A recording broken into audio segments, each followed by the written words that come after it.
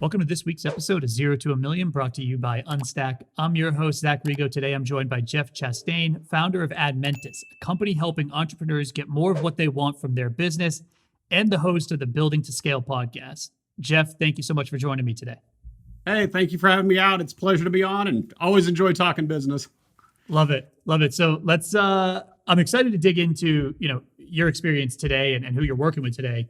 I'm excited to dig into your journey, right? You've been coaching startup and founders and entrepreneurs for a long time. How did you get into the business of helping others scale their business? Well, it's always been a journey, and I think that's always to some degree the fun part about talking to any entrepreneur is like, okay, what's your story? How did you get into this? Mine actually didn't start the entrepreneurial kind of growing up upbringing, whatever. I was as a Boy Scout, always hated the going out and selling trash bags or selling mulch or whatever kind of like that. I just never was that kind of person. And even to that effect, I was always a technology person, kind of in your same field there, but thought, okay, through college, corporate world, that was still in the day where you would go corporate and say, hey, this is going to be the lifetime, this is going to be the solid platform, the pension, et cetera, kind of a thing here, and started it out down that path. And by the time I got 6, 7 years into it and was really to the point where I was looking at my office mate every day, that we were in 2-person offices, and saying, okay, when are you going to leave so I can leave and not be the first person out the door? I kind of figured out, okay, this is probably not the life for me long term here. So I took leave at that point. What everybody does when they leave corporate America, go form a consulting company. So that was actually the early days of Admentus. That point was technology consulting. It wasn't necessarily coaching. And I find there is a pretty good size difference between consulting versus coaching. And spent many years still in that SMB world. Had a couple big company contracts, but just really gravitated towards the SMB world from a technology standpoint, effectively being what today would be known as a fractional CTO before that term existed.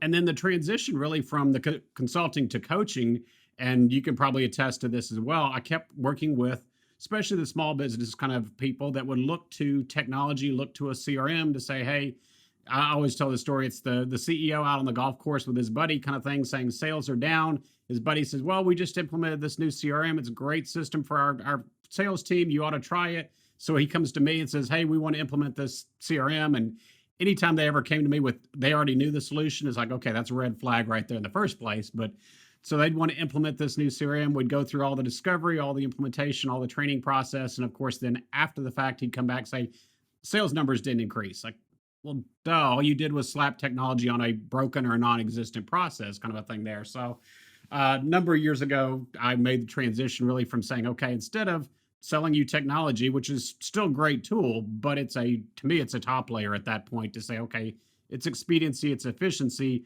You got to have the underlying systems in place. So I made the transition to coaching to say, hey, let me help you with the underlying systems first. Let's get a solid foundation built in the business so that you can add technology on top of it or add whatever, really scale it out, really grow it at that point, give yourself the efficiencies of technology rather than honestly not realizing the benefit in most cases of that technology just because you don't have the underlying foundation built. So real quick story or real quick path to it, but it was, I've just really always had that kind of passion for the small to mid-sized business to say, okay, because I've been there.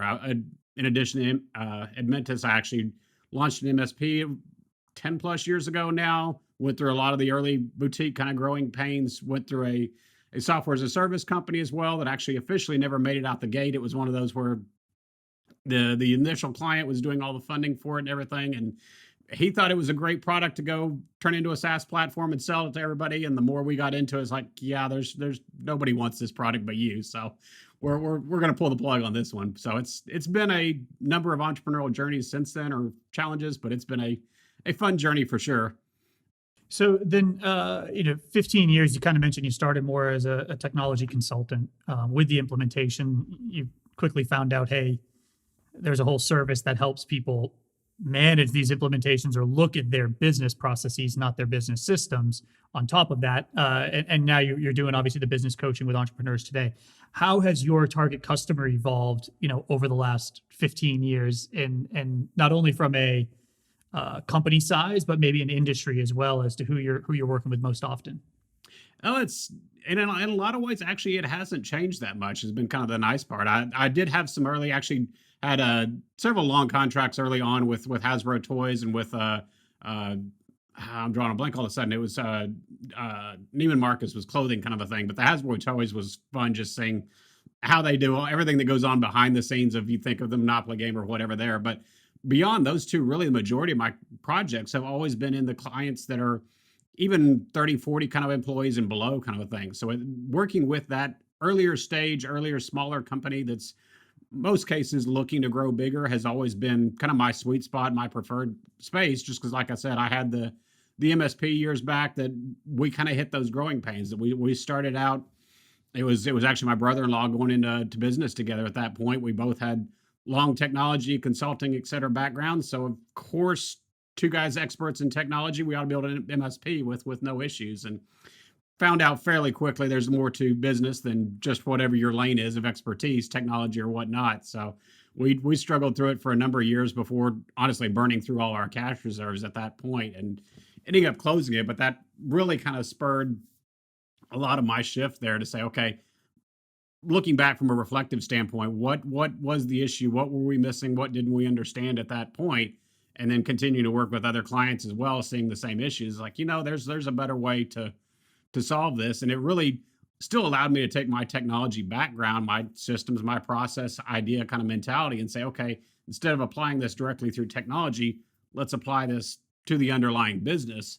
Because I find so many entrepreneurs these days it's almost it's an information overload, but it's really a lack of understanding, a lack of clarity as to what's really going on in the business. So you make decisions on gut feel that, hey, this sounds right today. This is the way we're getting.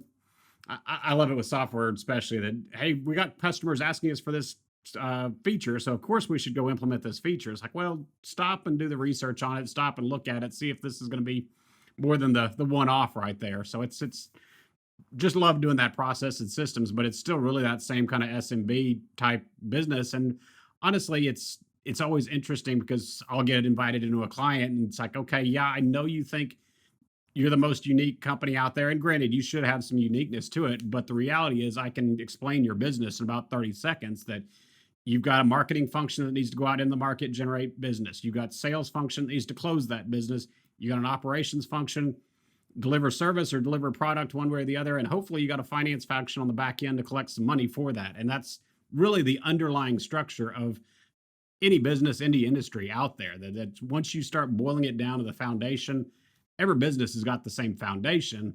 They may have uniqueness or they hopefully have uniqueness on top of that. But from a underlying systems, underlying structure, I can literally go into practically any business out there, any industry and say, okay, this is still the way you build a business, whether you are an accounting firm or a technology firm kind of a thing there. The underlying structure, the underlying foundation is really the same there. So when you look at those pillars, is there a consistency in where you see most SMBs breaking down? Is it hey, a lot of them are struggling with marketing, or is it on the back end? I'd love to hear where you're finding, hey, I'm talking to these folks every time about these same, one or two issues. From those four areas right there, honestly, the one that breaks down, or the back that up, the one that's the best is where their expertise is.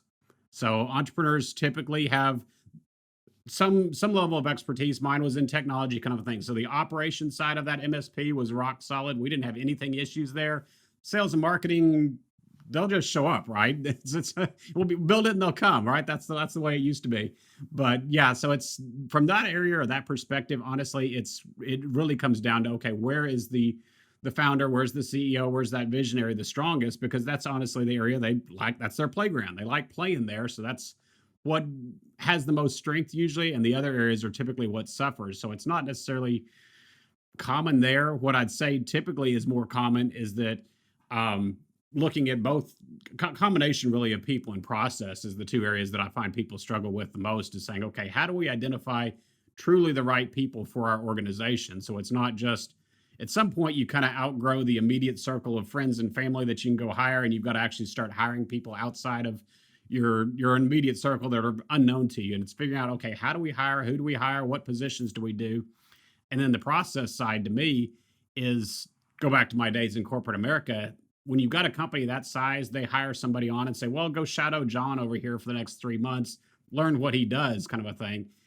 SMB entrepreneurial world, we can't afford that. We can't afford to hire somebody on and say, okay, you're not going to be productive. You're not going to be anything but a negative drain on our bottom line for the next 3 months. And then we hope it's going to work out by that point. It's like, we've got to have you on board and productive, billable, et cetera, yesterday, effectively, usually.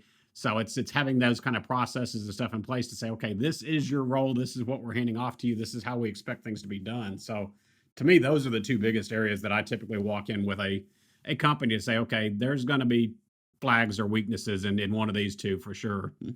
So when you're talking to a founder, and let's use you as an example. Rock solid on systems and technology. So you got that back half of once the deal's closed, that was working fine. How would you advise that entrepreneur to fill the gap wherever their skill set's lacking? So in your case, sales and marketing, a couple of things you could do there, right? You could hire, either boots on the ground, VP of growth, which is, something that I'm trying to fill right now. You could hire a sales rep, you could hire an agency. So there's a bunch of options there. Where would you have advised yourself looking back to be like, okay, I could have solved that problem. Here's how I would have done it. Well, it's really two different levels, because obviously the tactical level right now, to me, that's one of the biggest boons to a small business these days, is there's so much more resources available in the fractional space right now that you can you don't have to have a budget to go out and hire a 150K a year kind of a thing, senior level VP that's had all this experience and stuff like that. I've got a whole list of people I work with that one of them's a fractional sales leader. So they'll actually go anywhere from just coaching your current sales team all the way up to being your VP of sales on an interim basis.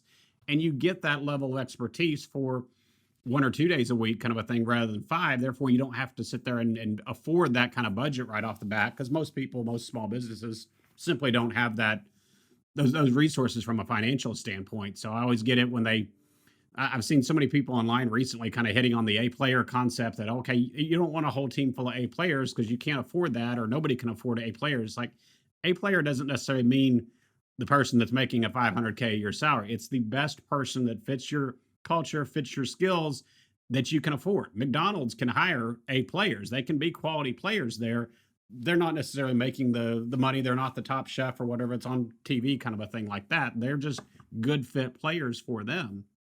So to me, the fractional resource is a good place to turn, especially for earlier days, that you can get fractional finance, you can get fractional sales, fractional marketing, all that kind of stuff without hiring early. And that was actually one of the downfalls that we did with the MSP was we went out and hired salaries kind of a thing. It's like when you start bringing on salaries, bringing on benefits, bringing on taxes, all the overhead and everything that goes on with people, you're committing to a longish term relationship right there. And that's a big drain on the bottom line if you can't afford it.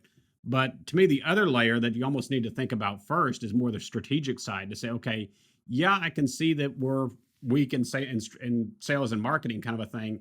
But unless we've got a message in place, unless we've got a brand in place kind of a thing, knowing who we are, just going out and hiring the first guy that says, hey, yeah, I can sell, is probably going to be a waste of resources, even if that's on the fractional side right there. That you need to understand, to me, the job of the visionary is really to know who the company is and steer the company first, then get all the help in to sit there and help you to actually do the day-to-day operations. So if you don't have that kind of ideas to say, okay, this is who our target market is, this is who we are, this is the market we're serving, this is how we're serving it, unless you've got that kind of information there to turn around and convey to a marketing person or a salesperson, you're probably going to get limited value there out of it, just because honestly, they don't know what they're trying to, if they don't know what they're trying to sell, or they don't know what they're trying to market and build a brand message around, they're going to be a whole lot less effective there. So having that kind of strategic first before you start trying to put in more people and more hours, to me, is the key first to it, is saying, okay, make sure you got a plan first, make sure you know where you're going. Then let's figure out how to execute on that plan. Yeah, so vision is obviously very important, right? And I think vision is something that's easy when you're earlier stage to be pulled around, or I don't want to say bullied, but your customers, right? You get that anecdotal evidence you talked about earlier of, hey, we want this feature, we want this feature, we want this feature. You hear it 3 times, it's like a genie in a bottle. You're like, all right, I'm going to go make this feature. And you're immediately being pulled away from potentially your vision.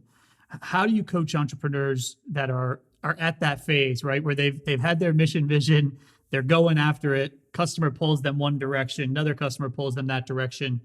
and they start to get off track? How do you keep them in line and really coach them through that? It's a tough, especially in the early days, kind of a thing when you're struggling, looking for, hey, where's the next customer? Where's the next piece of dollar revenue kind of thing coming in? It's a challenge for sure. And the reality is, you hear a lot of the coaches and gurus out there say, you got to be laser focused on your niche. You got to know exactly what your niche is. The reality is, a lot of people, and I'd venture to even say most, don't necessarily understand what their true niche is at first, right out coming out of the gate, kind of a thing there. So I'm not necessarily a big proponent of saying, okay, narrow it down, lock it down no matter what from day one, don't vary from it. Because obviously, coming in 15 years ago when I started at Mentis, I was never looking at business coaching or anything like that. It's changed over time. So most likely, course changes, course corrections will change over time. But what I look at it, or what I try to look at and say, okay, where do you want to be? Can you picture 10 years, 15 years from now, longer term picture? And it doesn't have to be a concrete, this is exactly the plan, anything like that. This is just fuzzy out on the radar kind of a thing that we want to look for, and start backing that back in to say, okay, in order to reach that goal, what's our milestones for next 3 to 5 years? What do we need to be doing this year, to where you've got a general direction that you're headed towards. And when you have that in mind, that kind of direction there, then when these other projects, these other clients come in, and you can sit there and look at and say, okay, yeah, they want this feature request over here that's going to take us, we're targeted at building a new CRM system. They want us to come in, add in accounting integration, kind of a something here. Over on, it's somewhat related, but not there. It's like, okay, does that really, if our vision or our goal here is to be the best next CRM system out here, adding in accounting is probably not going to get us there. It's probably going to start pulling us wide instead of narrow there. But at the same time, if our vision or something is closer, we're aiming a CRM at the accounting world, at the finance world, then okay, maybe adding in accounting integration into whatever, pick their platform at that point, is a good idea. So to me, it's more a case of having that vision, having that clarity, so that you can evaluate against that. Because some of those may be a good idea, some of them may not. But if you don't have any kind of a true north star, a true north point, whatever, to say, let's evaluate these things that are coming along, then at that point you really are blowing in the wind, saying, okay, who's offering me the paycheck today? Who's offering me the extra dollar, the extra contract today? Yeah, no, it's easy to, and we see it. I mean, we've had what we call innovation partners come to us, right? And they're like, hey, we want you to build this feature, and we've started to just say, is that on our roadmap? And if it Yeah. is, we'll reconfigure the roadmap to get paid to build it. But if it's not, then we have a long exec meeting about, where does this fit? And because we before my time, but the co-founders had taken on a project that they got paid to build something. They loved it. It's ended up becoming a part of our platform longer term, which is great. But I think they look at that one as like, that was a learning experience, right? Like that was tough. It was a lot of growing pain. So I think that's something all founders should be aware of, is chase the dollar signs if it's on your path. Don't chase it if it's not, because it can easily derail what your goal is. And I think you mentioned that like 3-5 year plan. Is that how far out you're having founders look? Because I feel like that's a long ways out for where we are right now. We're really 18 months to 2 years into kind of launching the business. I would say really a year into finding product market fit and marketing it and selling it. How far out are you asking founders to be thinking when you're working with them? I actually would say go out even further. So again, it's clarity, and that's kind of one of the things I look at. Because yeah, you're focused as a founder, especially you're focused on the here and now. Maybe this year kind of a thing is the really concrete stuff. But to me, you've got to have a longer term vision out there to say, okay, this is where we're aiming. So I don't want to go out 10, 15 years. That I go look at. I never can remember. I keep meaning to go look this up as to whether it was 80s or 90s with Microsoft, saying that their long-term vision, their long-term goal was to put a desktop computer on every desk in every home in America. So that's all it was. It wasn't any more concrete. It wasn't saying, okay, what's the computer going to look like? What's the hardware configuration? Anything like that. But at that point, today we've got 2 and 3 sitting in front of us, kind of a thing there. But at that point, back in the 80s and 90s, that was just like a complete stretch for sure. A lot of people look at it and say, that's not even possible. Why would you do that? And to me, that's where your big picture, I refer to it as the pinnacle of climbing the mountain. That's our peak that we're trying to reach to. It should be somewhat hazy. It should be honestly somewhat questionable to say, okay, I don't know if we can even do this. And to me, if your goal is concrete enough that you can put box around it and say, yes, of course we can do this, then it's not big enough at that point. You need that long-term one out. But then at that point, we start backing it back in to say, okay, if that's 10 to 15 years out, okay, great. What's 3 to 5 years out? A little bit more clear, but again, not complete detailed plan or anything, but still, if we're going to hit 15, we know we need to do these few things here in the next 3 to 5. So again, maybe certain revenue targets, maybe certain customer base, whatever it is per industry, but still having some more figures that are a little bit closer that you can aim towards.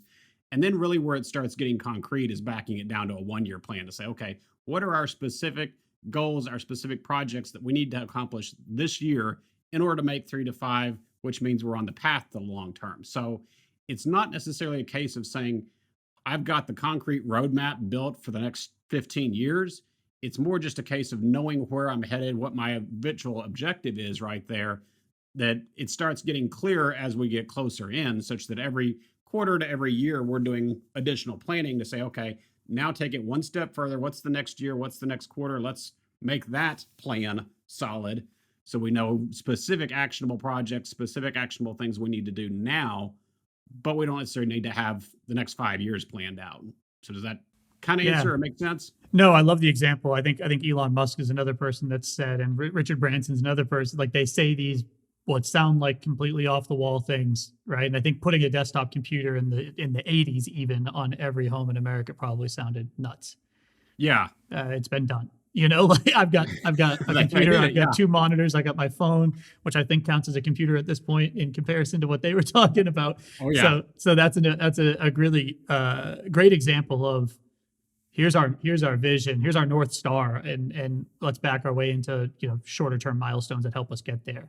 When you're talking to these folks, there are these stages in a business. I actually looked at an interesting chart. I sent it to Grant, our co-founder, the other day, where it's kind of like you feel like you get traction, you've got all the momentum in the world, and typically after that, there's this what they called like a trough of sorrow, which is this moment where the business starts to level out and plateau, and you're kind of just putzing along until you start finding alignment, pivoting certain things, either in positioning or product market fit to scale. How do you coach businesses and founders to kind of get through and break through that ceiling where they either feel like they've plateaued and they're not getting through it, or they've started to even maybe regress and they need to find that next level of scale to grow the business? Well, it's to me, it's actually I forget who the model was. It's actually more of a there's a they look at business growth and you'd say, hey, yeah, I'd love to have it be this nice, smooth evolutionary curve kind of a thing, but it's broken up into periods of more evolution within revolution is the other term for it to say, okay, there's going to hit this point where honestly, the things that you've been doing, the systems, the people, whatever the case may be, are going to have to shake up and change in order to break through that. That I equated a lot of times early days kind of a thing where we hire friends and family or bring in friends and family that, okay, brother-in-law here knows accounting, so he can be our bookkeeper kind of a thing there. But at some point, the company grows to the point where, okay, we need more than just somebody that can balance a checkbook and do basic books. We actually start needing a full-time accountant, a full-time controller, kind of a something like that. And we basically got to be able to make that decision to say, okay, can this person step up, elevate into that role, or do we need to find potentially a different role for them, bring in somebody else? So it's really starting to look at that kind of growth steps, like you said, running into that ceiling where the systems, the people, the way you've been doing things has to change. That you look at an early stage startup kind of a thing, that early stage boutique, you got a lot of people just doing everything at that point. That okay, well, I'm the chief janitor as well as the CEO kind of a thing, top to bottom. And until you can, once you start hitting that second phase, really the growth phase of hitting even 15, 20 kind of people going up, at that point, you got to figure out how to delegate because it's no longer enough that the CEO can truly wrap his arms around or her arms around everything in the business. It's like, okay, I've got to start handing things off. And that delegation process, it's interesting when I talk to business owners on the podcast, it's not one I go out and seed or anything of say, hey, we're going to go talk about delegation.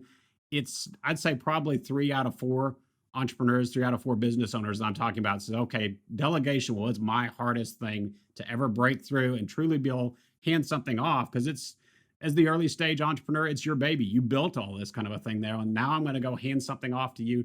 Really trust that you can do it without my management, my micromanagement, my oversight thing there. And that's, to me, that's where you start seeing those kind of breakthroughs to say, okay, now I can truly hand off finance. I can truly hand off sales or marketing, or even more so going grainier once you start getting deeper to say, okay, we can hand off this product or this component, this customer service, whatever.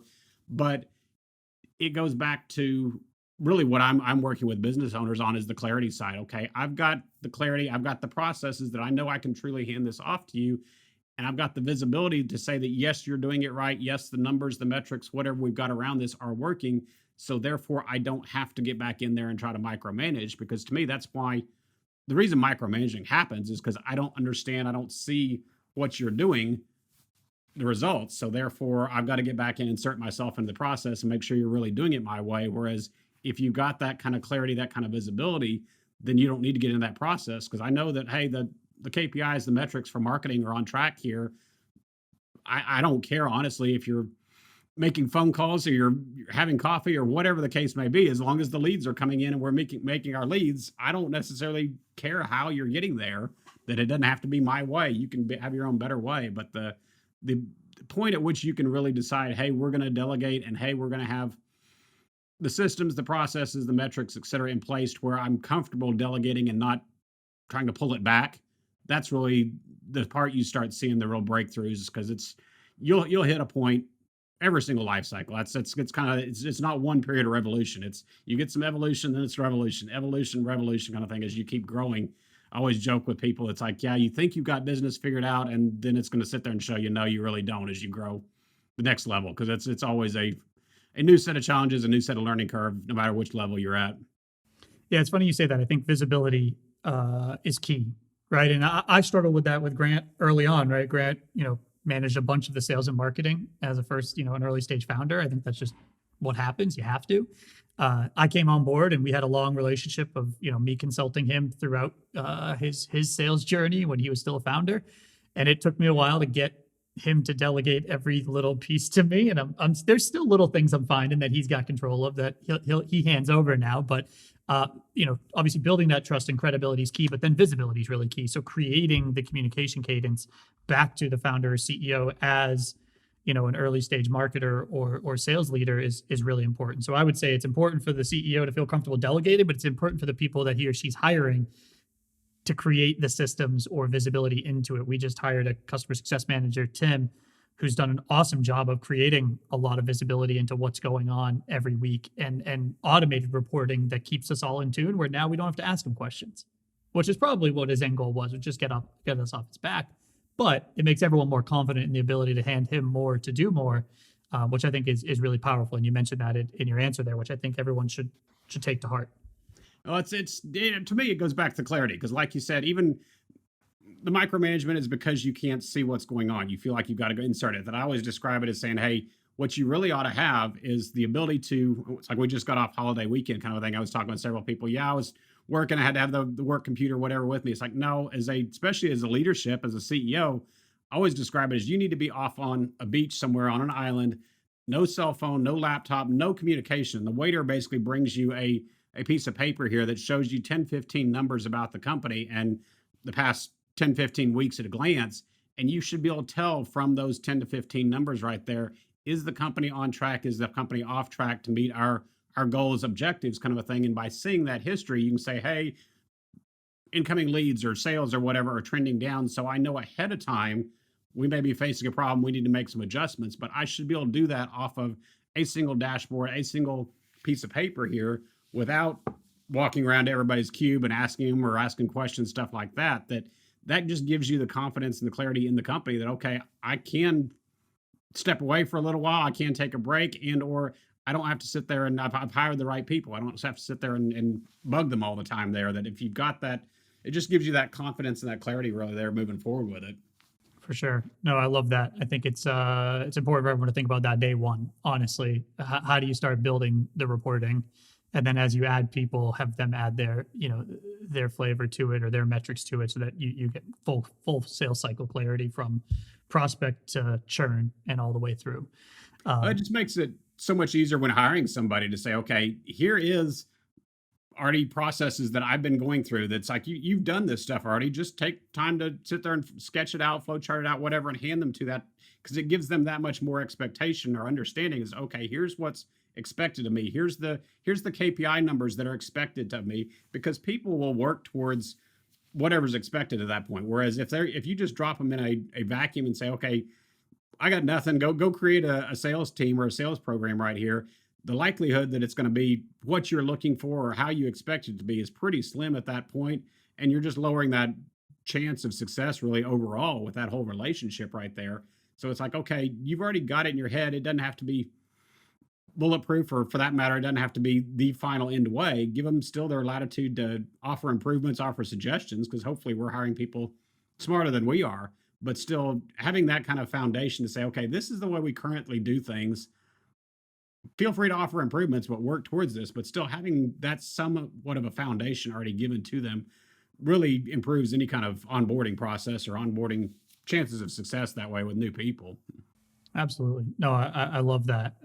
Last question, Jeff. We ask every guest. This is an important one. 2 books you recommend every founder reads, either early on in their founder journey or before they even start on it. Like I said, we were talking earlier. It's like I've got books everywhere, kind of a thing. Go with one probably that you've heard before, but to me, the foundation from systemization all came from E-Myth with Michael Gerber. So it's a great one. I read back over several times, kind of a thing. But he's really talking about the idea of moving from operator to owner of a company, to say, okay, you're not the one. The business should be able to run honestly without you being there doing all the day-to-day work, and that kind of transition. So E-Myth is one. Actually, one of the new ones I got recommended here, and I've been playing with it or reading through it here recently, is 212, The Extra Degree, basically saying that, okay, the difference between 211 degrees and 212 degrees is water boiling, steam powering a locomotive, etc. Major power difference for just 1 degree of change. So it's like, okay, what's 1 degree of change? What's 1 degree difference that I can make in the business today? Do one thing more for just minor changes there can have major impacts there. So it's a real quick little read kind of a thing there. It's not a heavy book or anything like that, but to me, that one's been a lot of fun, just looking at and really thinking about that concept, that it doesn't take significant changes that can result in major changes from a result perspective that way. Yeah, that's an interesting one. That's a new recommendation. I'm excited to check that one out. Jeff, where can everyone find you, connect with you, or learn more from you? Yeah, everything really is through website is just admentus.com. And then, like I said earlier, the podcast is buildingtoscale.com. And we're always looking for new business owners, new guests right there to interview about their journey, because we're all about sharing stories and journeys right there. So definitely check us out, both of those. And then, of course, all the different social media outlets. Awesome. Everyone connect with Jeff. Listen to his podcast, Building to Scale. I'm excited to listen in and learn more from Jeff. This was an amazing bunch of insights. Love the 2 book recommendations. I'm excited to grab those as well. Everyone, please like, subscribe, and follow us on YouTube, as well as Apple and Google and Spotify. So look forward to learning more from you, Jeff. Thank you so much for joining me. Thank you.